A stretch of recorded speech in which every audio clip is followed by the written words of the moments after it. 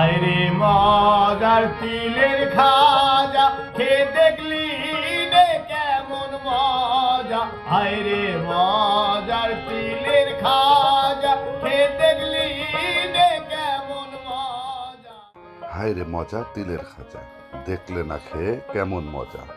লালন সাইজির গানে এই মজার তিলের খাজার কথা বলে গেছেন লালন সাইজি। প্রায় ৬০ বছর ধরে আস্থার সাথে একই স্বাদ রেখেছে এই কুষ্টিয়ার বিখ্যাত তিলের খাজা।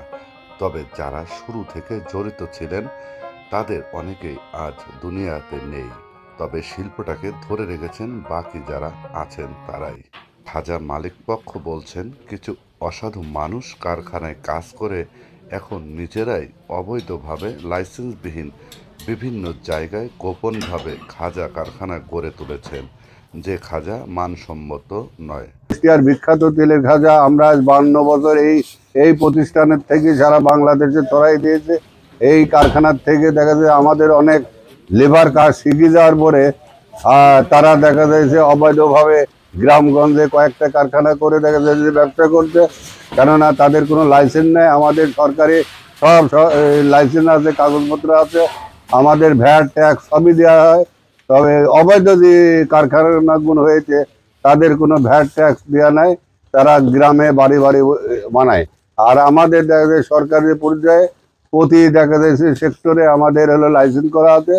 আমরা লাইসেন্সের মাধ্যমে তিলের খাজা বানাচ্ছি, সরকারকে ভ্যাট ট্যাক্স যে খাতে আছে সব খাতে আমরা পয়সা দিচ্ছি। হ্যাঁ, এটাতে দেখা যায় অবৈধ ফ্যাক্টরির জন্য আমরা ক্ষতিগ্রস্ত হচ্ছি। এই নকল খাজা বাজারে আসাতে খাজার মান কমেছে, তাই এ বিষয়টি সরকারে খতিয়ে দেখার জন্য অনুরোধ করেছেন তিলে খাজা মালিক কর্তৃপক্ষ। তারা আরও বলেন, তিলের খাজার তিল চট্টগ্রাম থেকে সংগ্রহ করতে হয় আমাদের। মাঠ থেকে যখন তিল উঠানো হয় বাজারে তিলের দাম তখন কম থাকে। আমরা সিজনাল যে তিলটা উঠে তিলটা চট্টগ্রামের থেকে আমদানি করা লাগে। ওই তিলটা যখন ক্ষেতের থেকে উঠে তখন থাকে 150 টাকা কেজি। পরে দেখা যাচ্ছে যে এই তিলটা 1 মাস না দিতেই হয়ে যায় 300-500 টাকা কেজি।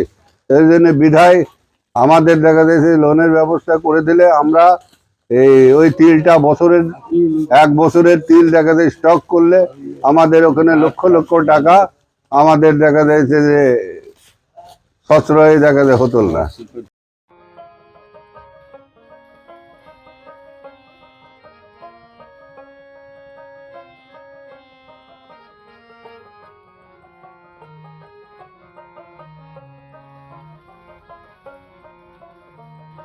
আরে মজার তিলের খা